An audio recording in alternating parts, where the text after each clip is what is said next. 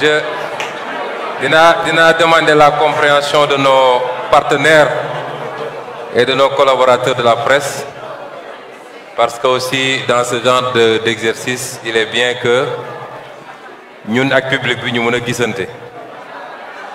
Alors maa ngi remercier waa Ziguinchor yëpp ci seen présence massive fii ñëw ngeen uyu si, mais seen bopp ngeen uyu si. Vous n'êtes pas venu répondre au maire, mais seen bopp ngeen uyu si parce que li ñu fiy def yëpp njëriñu Ziguinchor la, njëriñu chacun et chacune d'entre nous la, du loo xam ne dañ koy def pour le profit exclusif d'un groupe wala d'une personne. Ma jiital ci remerciement bi également tous les services déconcentrés yi fi yónnee ndaw ñu ñëw toog, parce que ñoom suñu partenaires yu am solo la ci ñuy liggéey.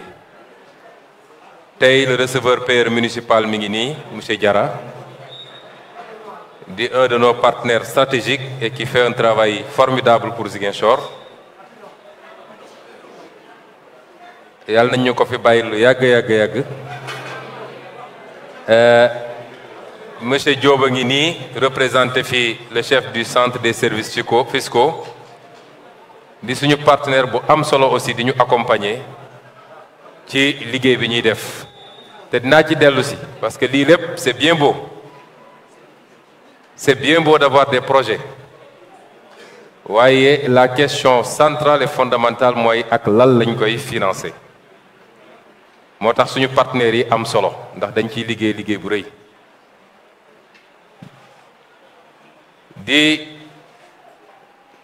Même su dee le représentant de l'État, en l'occurrence le préfet, n'est pas là et ne s'est pas fait représenter, dinaa ko sànni xeer nag ndax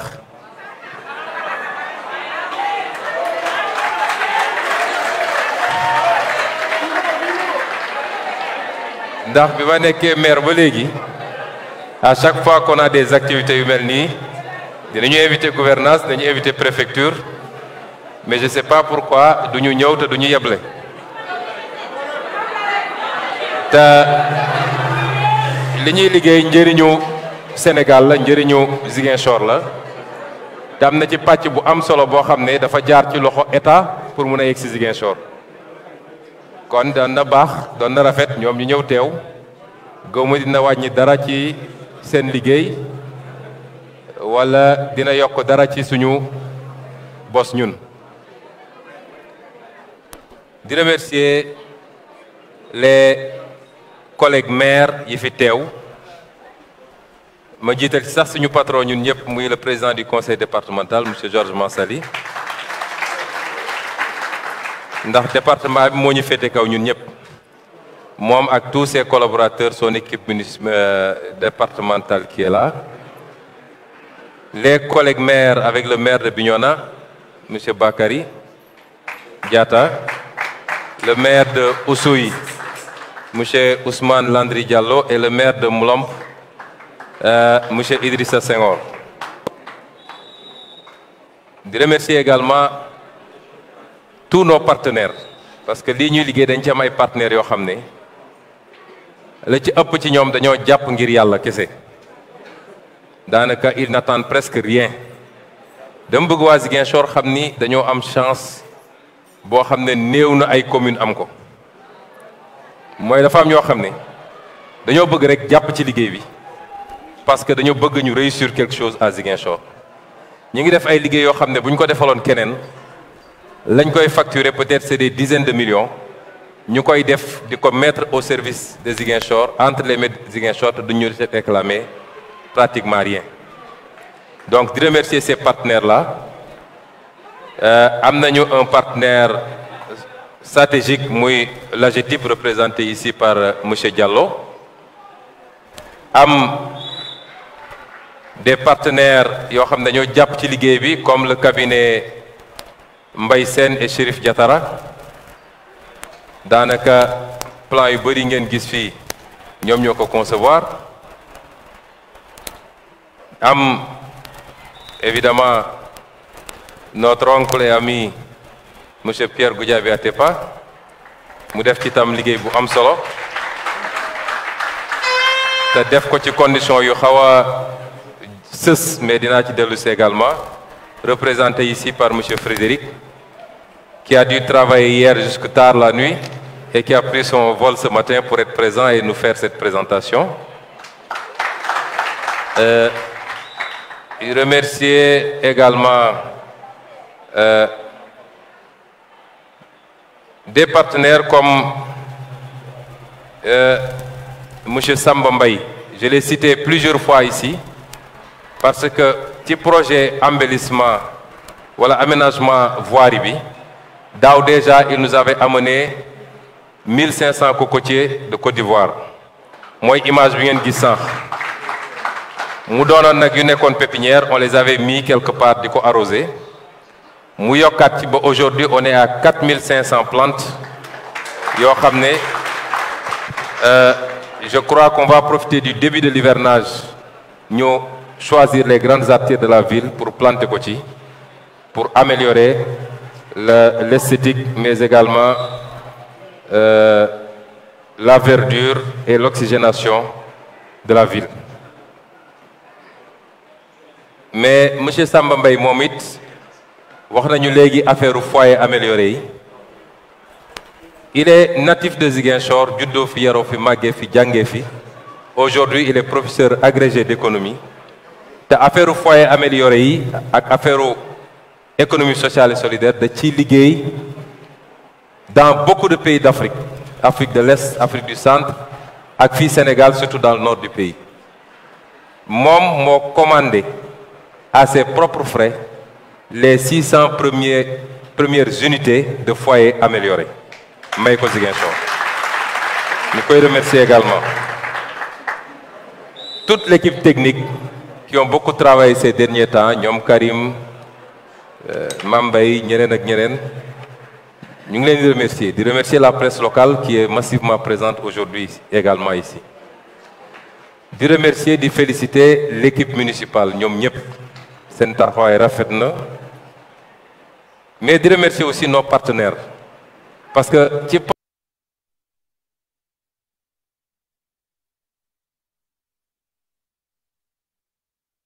programme yi ñuy def nii dina ci bëri yoo xam ne on va solliciter nos partenaires lu mel ni SGBS un partenaire très dynamique lu mel ni Casamançaise Crédit Mutuel CBAO Areski keneen ak keneen su ma limee rek dinaa fàtte et je reviendrai sur ces partenaires qui devront nous aider à faire beaucoup de choses. Alors dañ leen présenter un package de projets en deux parties première partie bi mooy projet yi nga xam ne dañ ko vous montre am na yoo xam ne démarré na ba pare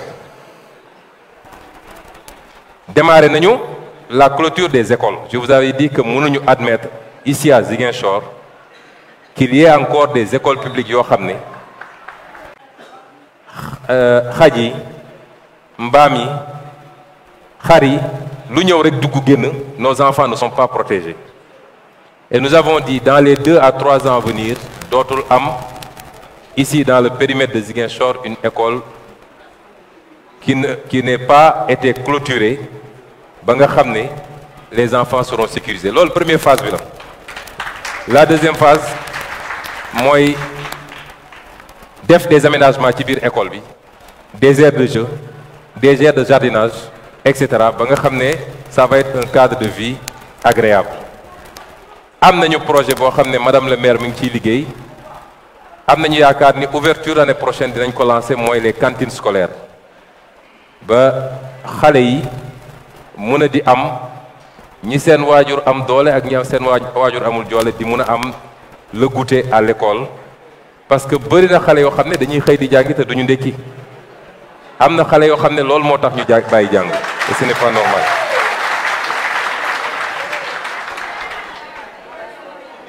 On n'a pas exposé également programme boobu démarré na et on a également un programme chaque année dinañ construire 10 nouvelles salles de classe bu ren bi lancé nañ ko defe naa monsieur Cissé et chaque année on construira 10 nouvelles salles de classe pour améliorer ba nga xam ne xale yi notre souhait c'est que dootuñu nekk à 100 ou à 80 dans des salles de classe.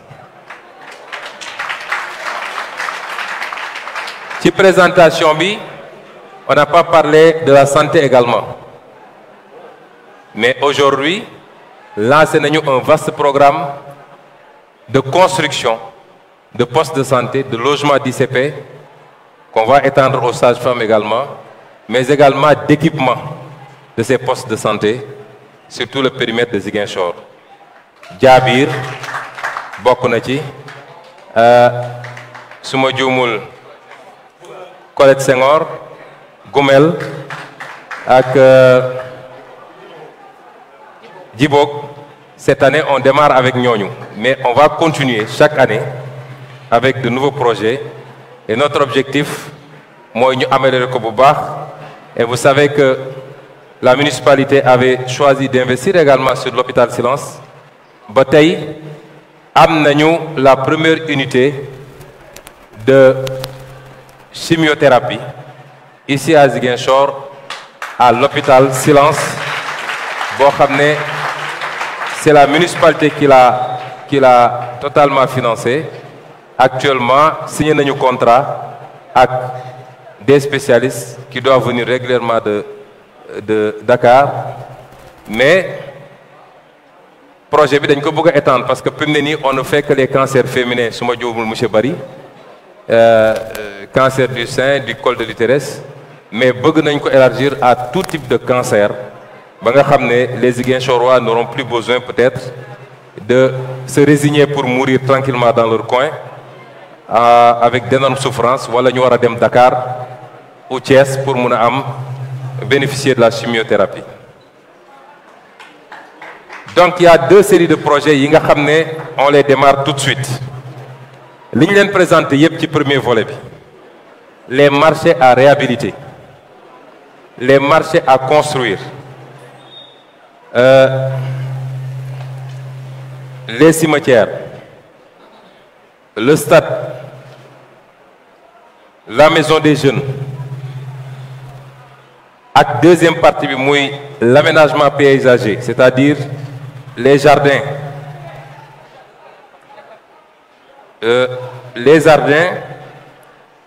l'aménagement des grandes artères yooyu yëpp je peux dire que nous avons le financement à plus de 90%.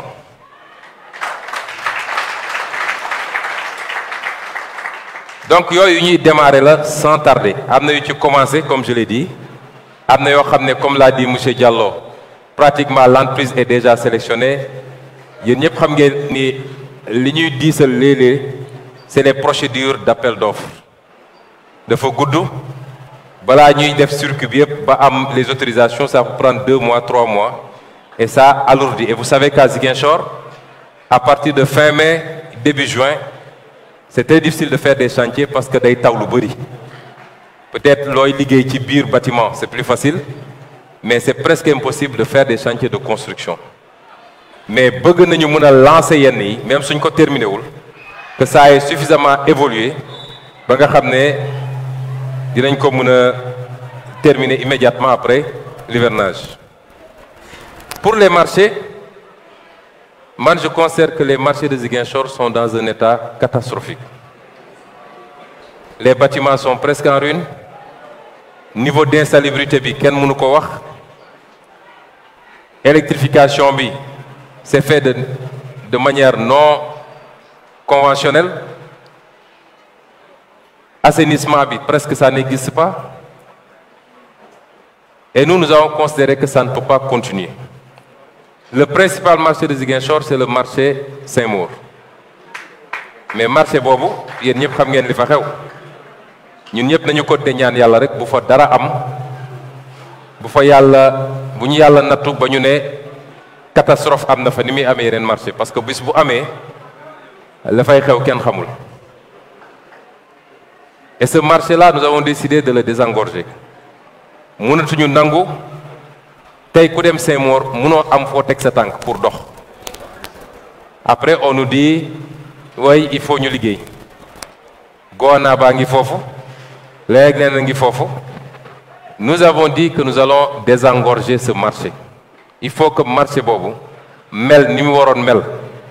Moi c'est récemment que j'ai appris qu'il y avait même un parking mais parking bi dagg nañ ko def ko ay magasin. Bouche d'incendie dagg nañ ko teg fa ay magasin. Tey su incendie amoon sapeur su ñëwee du am fu mu branché pour mun a éteindre l'incendie. C'est pas possible. Mais bëgguñu xëy rek songu marché yi. On a dit travaillons d'abord à offrir d'autres possibilités d'abord. Moo tax ñu ne yenn marché yi suñ ko réfectionné Baneto gis ngeen ni mu mel mais suñ ko réfectionné ni mu meloon déjà ak partie bi ne ci gannaaw ñu boole ko ci biir marché bi yaatal ko ça peut accueillir beaucoup plus de monde. Ensuite il y a le marché Mariama Diédhiou qu'on va réfectionner. Ñu ne léegi il est bon que ñu def des marchés spécialisés aussi. Ziguinchor est une ville de pêche même si wàññeeku na tuuti mais ba léegi c'est une ville de pêche ñu ngi fiy débarquer jën ju bëri. Et nous quand on était plus jeunes il y avait les usines de pêche ici à Mergé, Socéchal, il y avait beaucoup d'usines de pêche. Aujourd'hui il y a le quai de pêche bi nekk fële.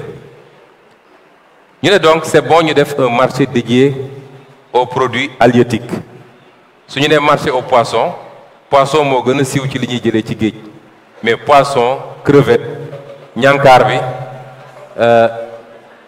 junko bokk pour sénégalais yi ñuy déglu yëpp xam ba ci kaakur Ziguinchor yu bëri xamuñu kaakur mais man dama je passais toutes mes vacances au Cap Skirring te dañ doon dem for kaakur waaye booy yi xamuñu kaakur.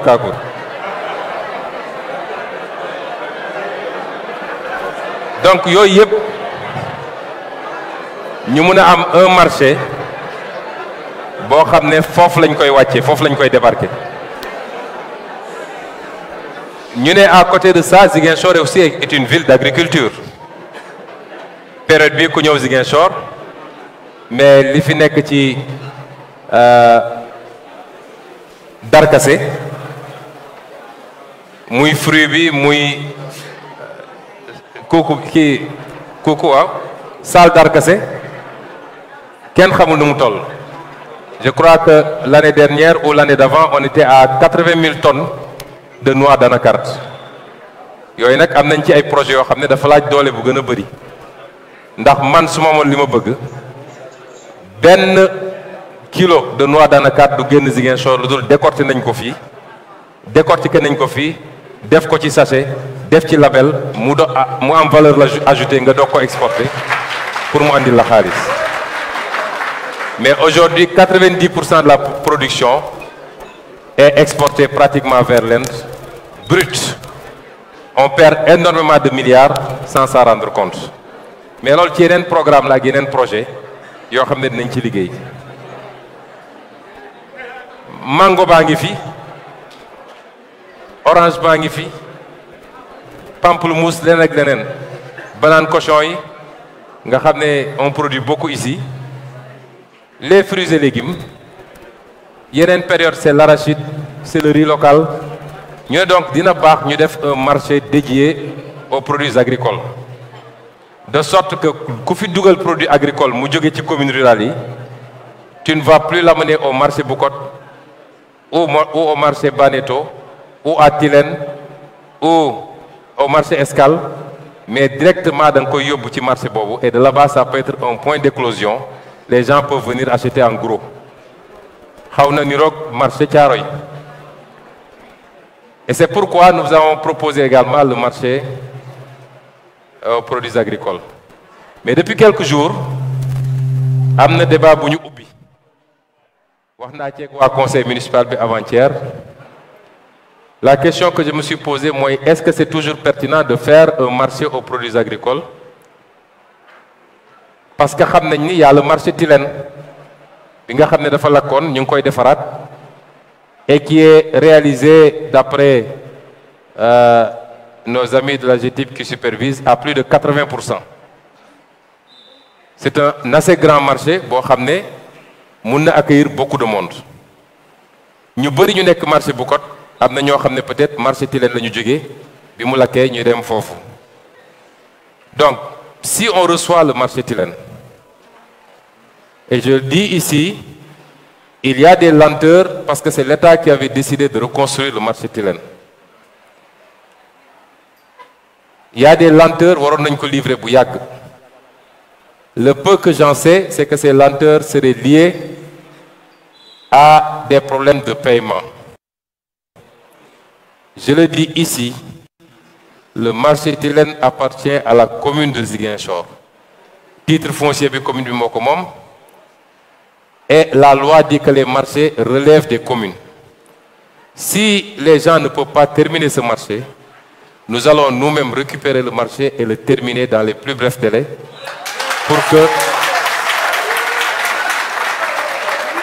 pour que les Ziguinchorois puissent en jouir donc suñu réfectionné yeneen marché yi yenn yi réfection extension la ensuite ñu recevoir le marché Tilène et vous savez que il y a les nouveaux types de commerce qui commencent à débarquer à Ziguinchor ici à côté Auchan est en train de construire et je crois va bientôt réceptionner également il y a d'autres centres commerciaux qui commencent à apparaître loolu yëpp bu ñu ko amee est-ce qu'il est pertinent de prendre 800 millions ou 1 milliard pour defaat ko ci un marché aux produits agricoles nous avons pensé que à la place mënoon nañu xalaat à un projet boo xam ne day allier un parc d'attractions et une piscine olympique parce que la piscine olympique elle est importante les Ziguinchorois ne savent pas nager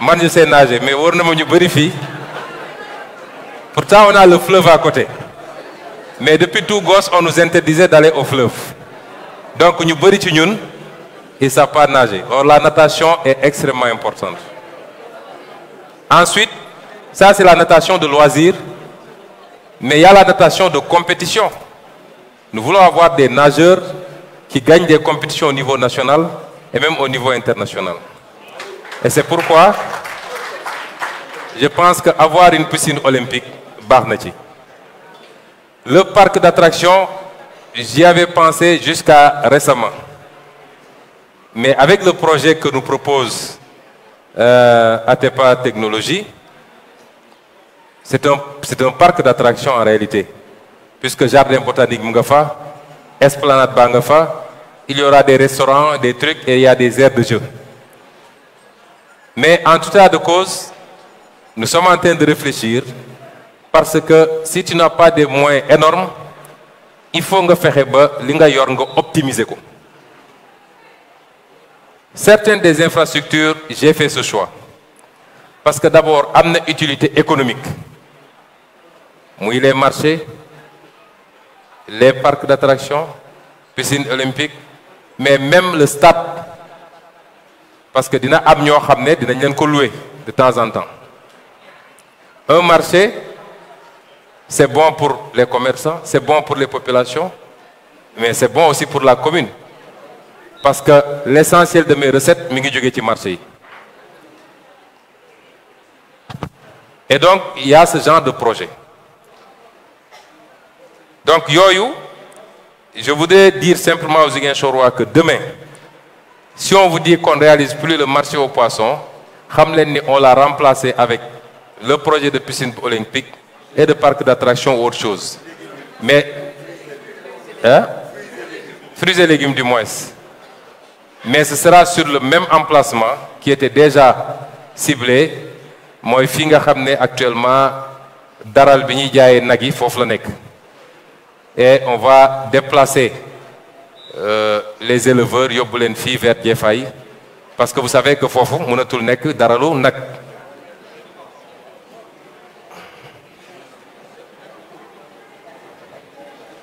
pour les cimetières c'est que man quand je vais voir au cimetière c'est difficile cimetière Ziguinchor yi moom d'abord c'est pas présentable yi ci bëri mur yi daanu na bunt yi presque amu ko les animaux entrent et sortent comme ils veulent. Un cimetière, c'est pas un palais. waaye nag war nañ koo defar tuuti. C'est pourquoi nous avons dit, nous allons réfectionner les cimetières.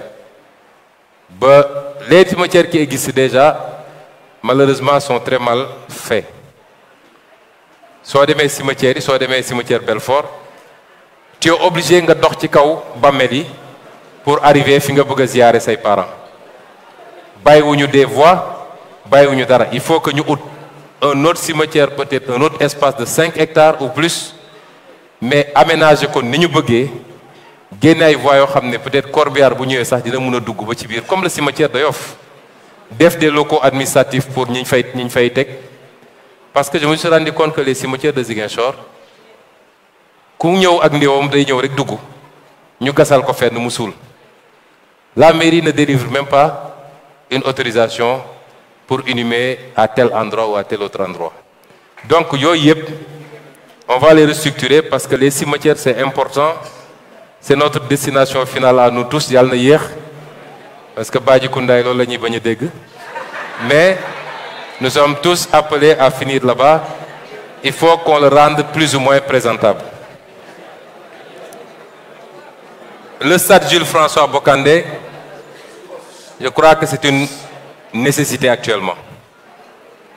Le stade Amitié, le stade Aline Sitoé lañ fi yor. Vous avez vu situation bi mu fi nekk. Il paraît que ça doit être fermé d'un moment à l'autre et que le Casa Sport même va recevoir à Dakar. Nous allons rapidement aménager ce stade. On va le faire graduellement sur 2 ans ou 3 ans. Mais je disais l'autre jour que su paree, Ziguinchor sera la seule commune qui aura 2 stades aux normes internationales. Pratiquement. Alors, on va le faire graduellement parce que c'est un stade multifonction. Gis ngeen am na terrain basket, am na terrain handball, volleyball, am terrain football. Cette année, nous voulons poser au moins la pelouse synthétique et mettre les projecteurs pour que ça commence à être opérationnel. Parce que xam ngeen ni hivernage jot na presque. Et l'année prochaine, s'il plaît à Dieu, on termine les tribunes et on aménage rapidement les 2 autres espaces, muy basket bi ak handball bi ak football bi.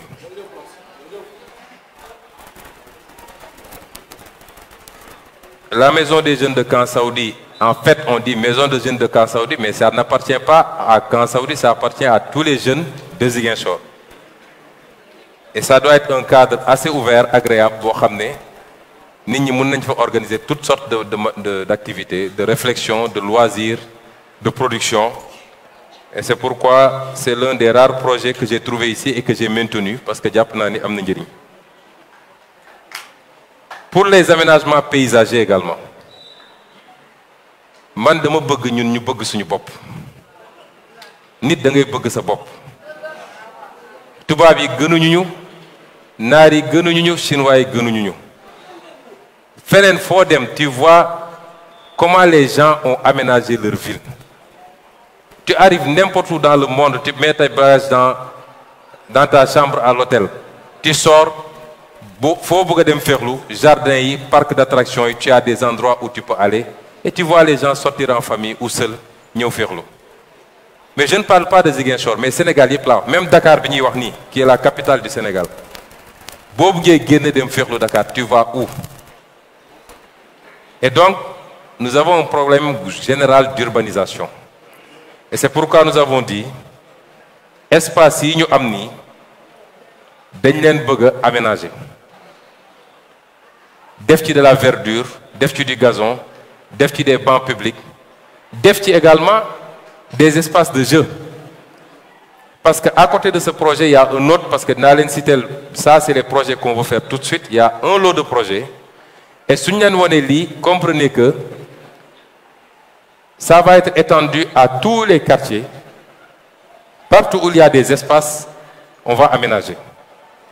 Mais il faut que les populations se sentent concernées. Parce que ce ne sera pas Ousmane Sonko mooy ñëw. Une fois qu'on va à Kandialan ou à Lindiane, ñu aménager espace public. Waa foofu ñu war a organiser wu, particulièrement les jeunes, mais di ko toppatoo arrosage bi éviter que les animaux entrent, entretenir les espaces de jeu. La mairie va accompagner, mais c'est les populations elles-mêmes, dans un premier temps, qui doivent en faire leur affaire. Mais investir 20 millions ou 25 millions ou 30 millions ou le plus pour faire un espace, 6 mois plus tard, tu ne trouves absolument rien là-bas, ça aussi ce ne serait pas bien et ce ne serait pas encourageant. Donc tous les espaces publics, c'est dans ce cadre-là que nous avons. Les grandes artères, je vous ai parlé des arbres, mais il y a d'autres types d'arbres que nous voulons introduire. On a déjà les premières boutures. C'est l'arbre qui est supposé être l'un des arbres les plus oxygénants au monde. Nous avons le paulownian, qu'on retrouve beaucoup plus en Chine. On a un de nos partenaires, une de nos relations, qui est botaniste et qui est dans une université chinoise et qui a décidé de venir travailler avec nous pour nous aménager avec ces types d'arbres qui sont très jolis et qui changent de couleur selon les saisons, mais surtout le volet environnemental pour qu'on respire de l'air frais.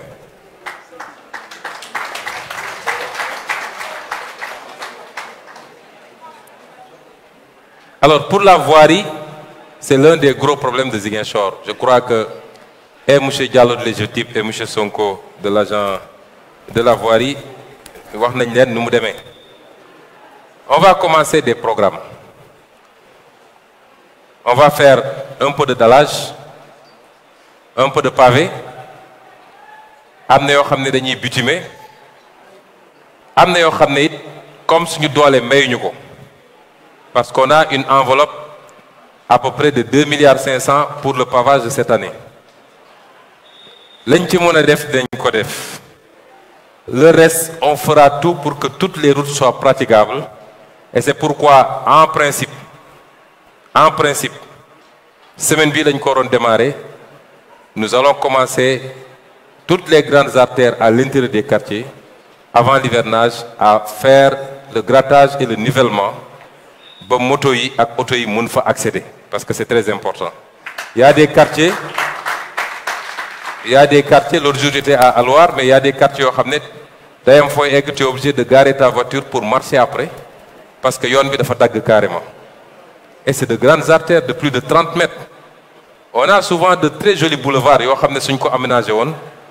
Suñ amone les moyens ba aménager ko ba def ci ay arbre ak yoy, c'est de très très très belles avenues. Et il faut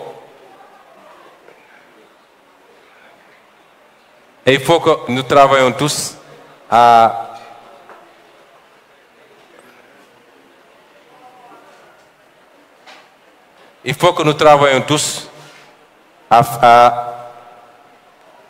aménager ces grandes artères.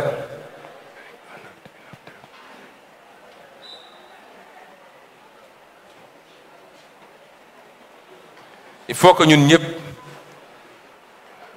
liguions pour aménager ces grandes artères, defar ko ni mu wara mel, pour que, en tout cas, Ziguinchor soit très vivable.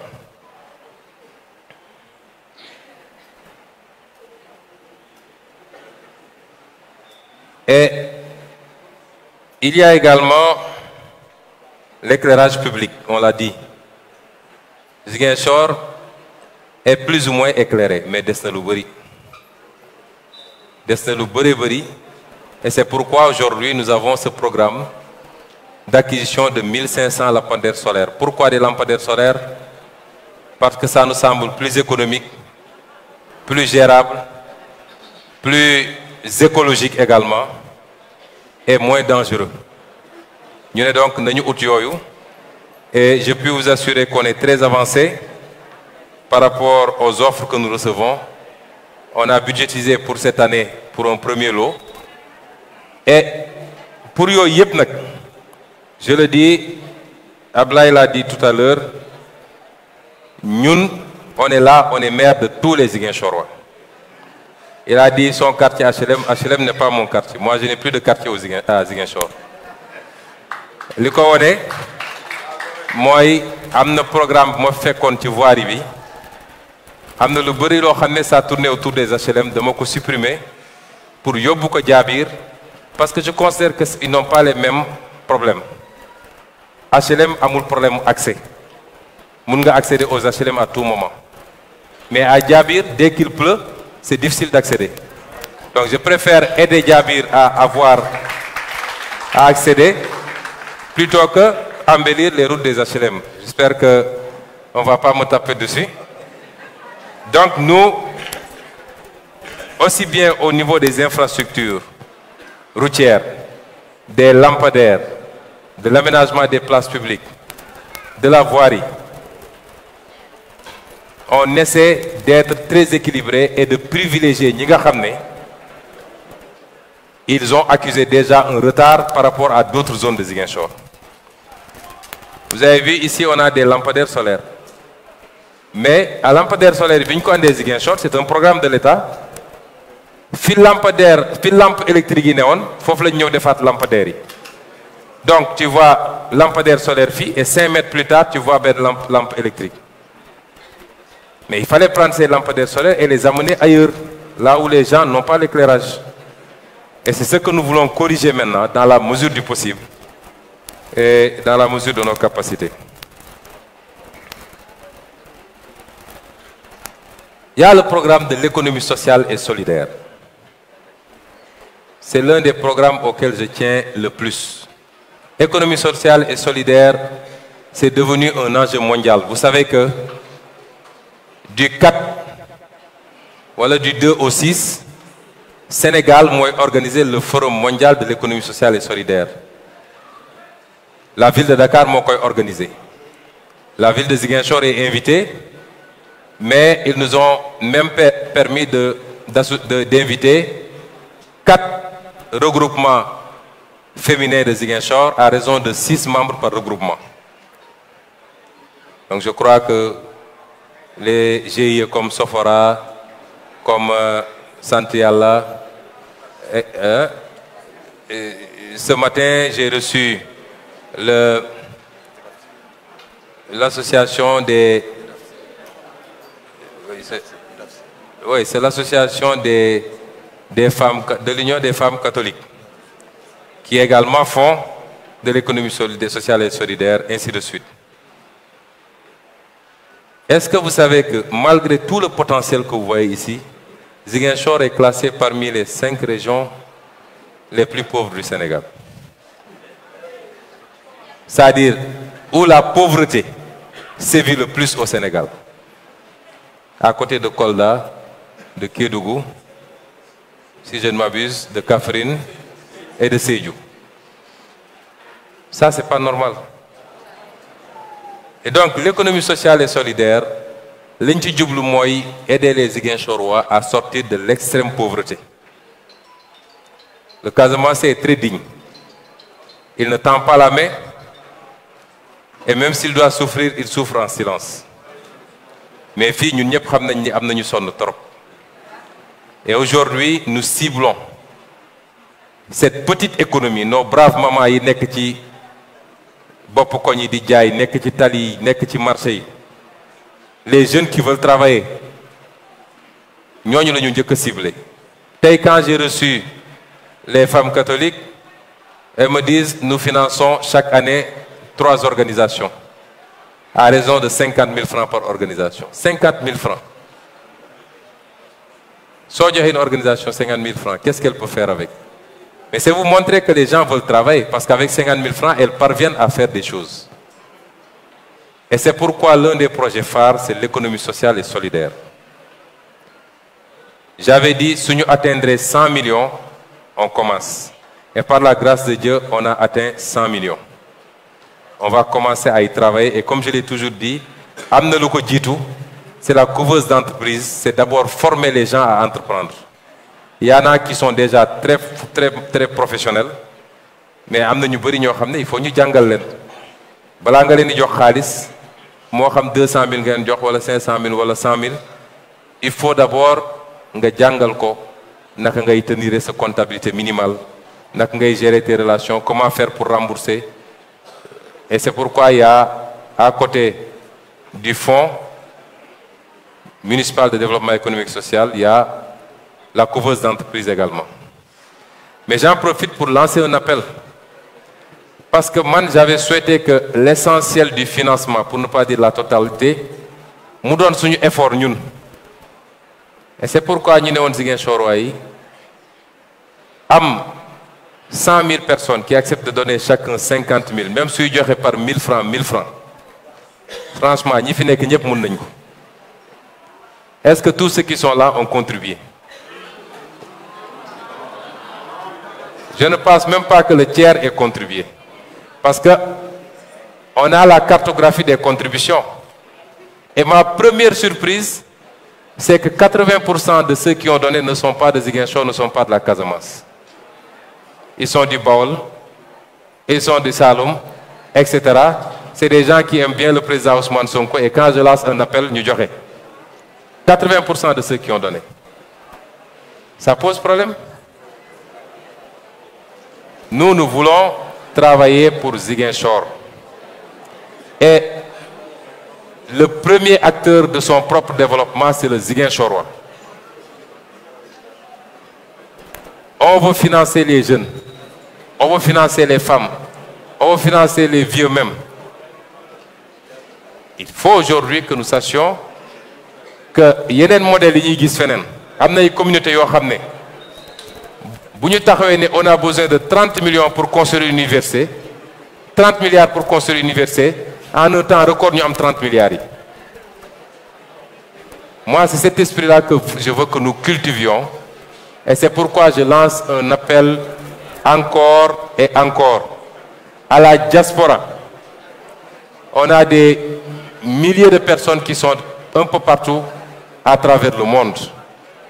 La diaspora qui est également dans toutes les autres régions du Sénégal. Mais également aux Ziguinchorois qui vivent ici à Ziguinchor. Qui ne connaît l'eau Moi, je suis le maire de la ville. Dans ma campagne, j'avais pris l'engagement que je donnerais 10 millions. J'ai fait ma contribution, la semaine passée, c'est 10 millions.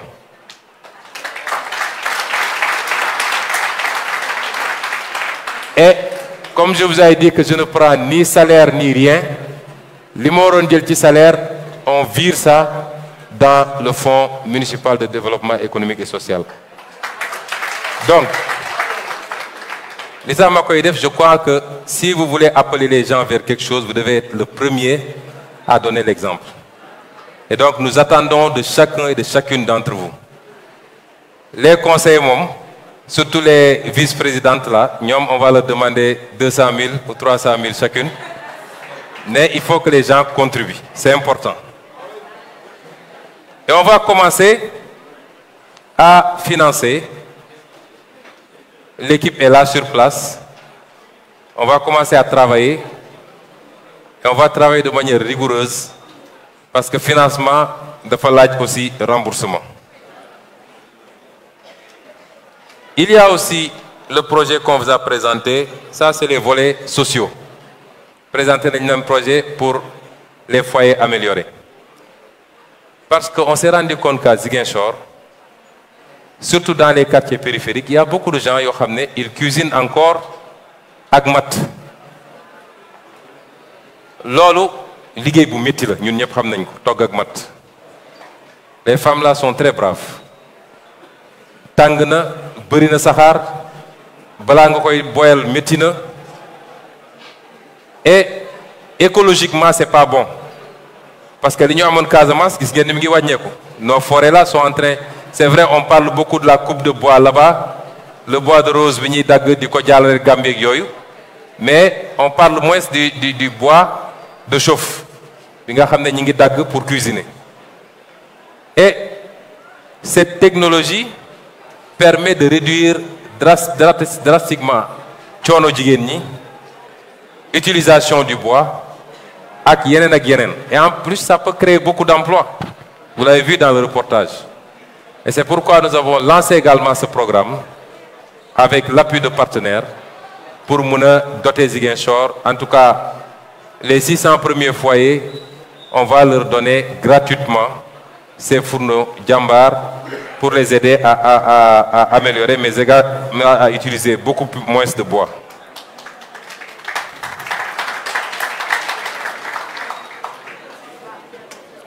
Alors, en plus de ces projets maintenant, on a les projets en réserve. On a le financement à 80 à 90%. On a d'autres en réserve. On vous a présenté, on n'a pas présenté l'archive, le bâtiment qui doit accueillir l'archive et la radio municipale. On a les plateaux sportifs dans les quartiers, tous les quartiers. Les études avaient été faites par nos amis de la GTIP. De Kanyala à Lindiane, Kenya, Santiaba, tous les espaces publics, on a des programmes de plateaux sportifs. On a également le projet de réfection de la gare routière. Mais Bob n'a pas l'état de Fagunko. Alors, je voudrais en profiter. La gare routière, ça devait être un de nos premiers projets. Mais nos amis de l'Ageroute nous ont dit que si on a fait l'aiguille, parce que le nouveau pont Émile Badiane qu'on doit construire doit probablement passer au-dessus pour venir chuter au niveau du rond-point Aline Sitoé. Et c'est pourquoi on n'a pas aménagé le rond-point Aline Sitoé, parce qu'en principe, on va raser quand ils vont faire le pont. Et j'en profite aussi pour dire aux Ziguinchorois, souvent on est interpellé sur le boulevard 54. Nous dégageons notre responsabilité. Le boulevard 54 est une route nationale. Il y a un décret qui organise les routes. De femmes, les autoroutes maintenant, ça, il y a les autoroutes, les routes nationales, les routes départementales, et ensuite on vient dans les voiries communales. Et même dans les voiries communales, il y a la voirie classée qui ne relève pas de nous et la voirie non classée qui relève de nous. Projet Bingenguis, Boulevard 54, c'est le projet de l'État du Sénégal sur financement de la Banque africaine de développement. Moi, le tronçon Impact Sénoba. Ils ont commencé les travaux, ça avançait bien. Depuis un an, depuis que je suis maire, ils ont arrêté. Je tiens à le dire, Mouler Nagne. Et c'est le seul projet que je connais de l'État du Sénégal, à part ce qu'ils construisent au port, pour la mémoire des victimes du bateau Lodiola. J'espère que le président viendra faire une tournée économique et qu'il aura des choses à inaugurer. Mais c'est le seul projet que je connaisse. Là où je suis arrivé à la veille de l'hivernage, j'ai interpellé la Géroute. Ils m'ont dit que les Chinois, ils font le travail, les contre-allées d'inapparaît avant l'hivernage. À ma grande surprise, les Chinois ils sen bagage dem et disent que l'État a cessé de payer, ils arrêtent les travaux. Si les Ziguinchorois doivent demander des comptes pour le boulevard 54, qu'ils ne le demandent pas au maire, ils n'ont qu'à le demander à l'État du Sénégal, représenté ici par le gouverneur, son Excellence, Monsieur le Président de la République Macky Sall, nous avons arrêté ce boulevard 54. Je vais être très clair.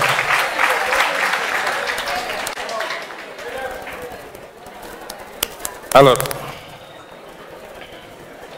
je voudrais terminer maintenant. Je crois qu'on vous a présenté un certain nombre de choses. Lii, c'était les projets qu'on avait. Il y a le dernier projet qu'on vous a présenté.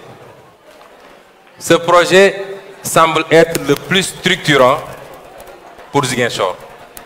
dafa am projet yoo xam boo ko defee day soppi xar kanamu dëkk bi. yàgg naa attaquer mon oncle Atepa pour lui dire que tu ne peux pas être natif de Ziguinchor et tu ne fais pas pour Ziguinchor. Il est temps que tu fasses. Sinon, mandina la yole Ziguinchor. Les gens vont t'accueillir avec des brassards rouges. Et il a toujours eu l'intention de faire le canal du Corentas.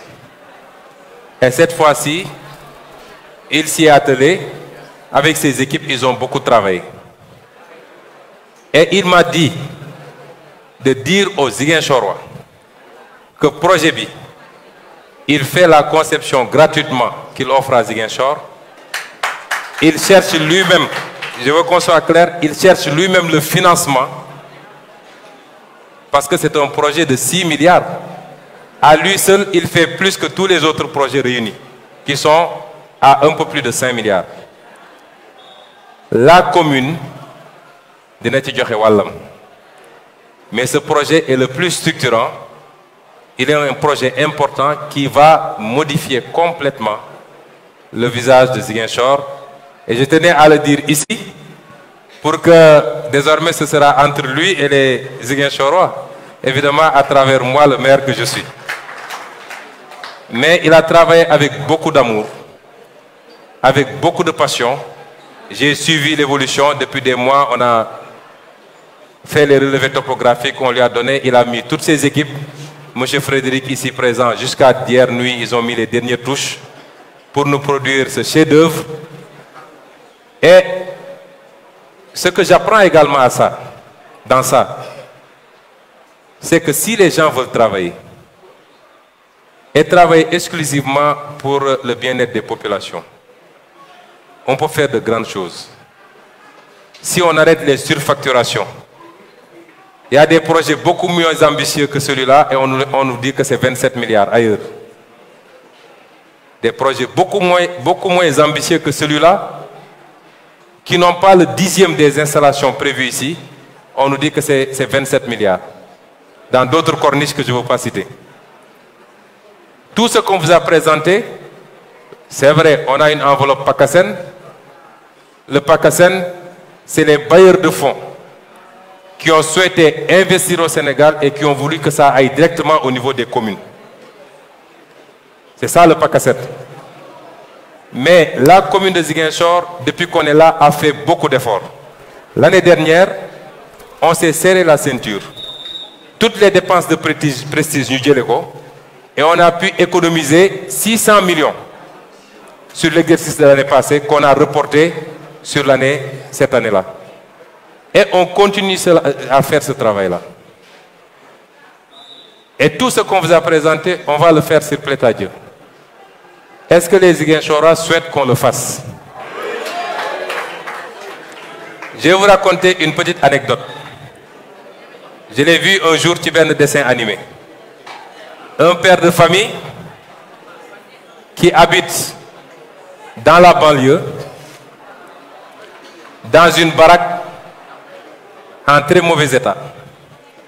Un jour, mu jël ay doomam dugg ci car rapide dem Almadi xool fa kër gi gën a rafet ci Almadi mu ñëw taxaw devant la maison ne doom yi est-ce que bëgg ngeen kër gi doom yëpp yoo ko oui papa pour eux leur papa dafa gagné PMI peut-être war a jënd kër. Il leur pose la question à 3 reprises xale yëpp yooxu ba oui papa rek mu yooxu leen grondé leen ne leen alors travaillez bien à l'école. Si les Ziguinchorois veulent qu'on fasse de cette ville la plus belle, ce que j'attends des Ziguinchorois, c'est qu'ils soient des citoyens. Le citoyen, il se dit qu'est-ce que j'apporte moi à ma communauté et non pas qu'est-ce que ma communauté doit faire pour moi. C'est extrêmement important. Ce que nous attendons de vous, moi, ñun ñëpp nañu am habitude de lamb poos ku ñu fayee ko impôt na fay l'impôt am ndax l'impôt mooy defar réew mi man je n'ai pas des milliards pour defar le pays ku ñu fayee ko juuti na fay juuti bi. Je le dis tous les jours, quand on réclame 100 francs par jour à un conducteur de Jakarta, voilà à un tailleur, voilà à un commerçant qui peut verser 5 000 ou 10 000 par jour, nous avons donné 100 000 francs pour faire la talibi. On a 100 francs du moins pour faire la talibi. Dans l'année, c'est 26 000 francs si je ne me trompe. Mais on a lolo. Nit war na ko mën pour sa communauté. Je veux que nous expérimentions à Ziguinchor un nouveau modèle.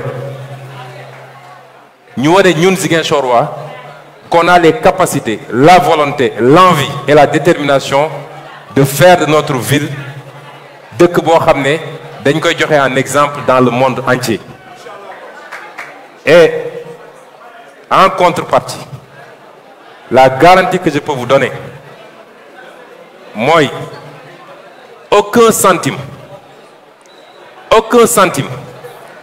de l'argent public n'ira dans les poches de quelqu'un dans cette ville. Détournement du fi am, surfacturation du fi am. Hier, avant-hier, aujourd'hui, j'ai émis une convocation du conseil municipal pour le 3 prochain. Bokk na ci point yi nga xam ne je veux que le conseil nous autorise mooy on va saisir la justice, on va déposer des plaintes par rapport à des comportements yoo xam ne je ne peux pas les tolérer. moo xam ci foncier bi la jël suuf soo moomul di ko jaay dagg espace public yi di ko jaay, ça c'est fini à Ziguinchor.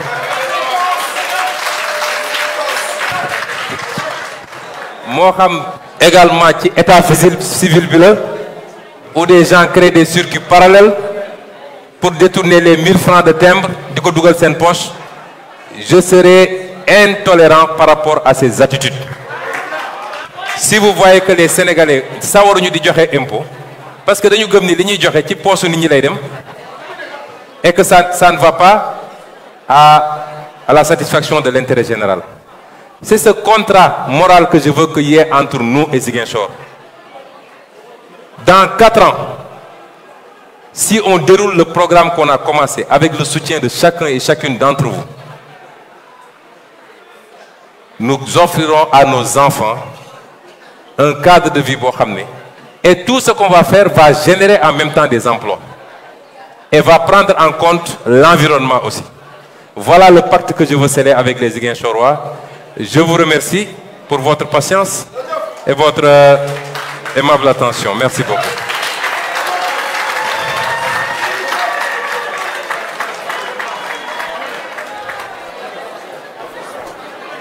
Merci.